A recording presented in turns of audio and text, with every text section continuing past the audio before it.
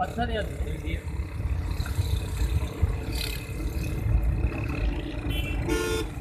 भैया कपड़ा चढ़ ला तो आए तो पेट्रोल पंप जाए फोटो अच्छा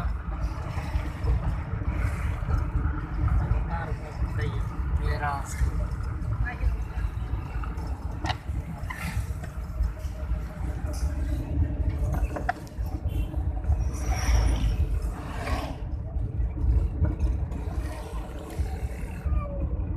60 रुपया मैंने 40 60 रुपया 80 रुपये किलो 80 रुपये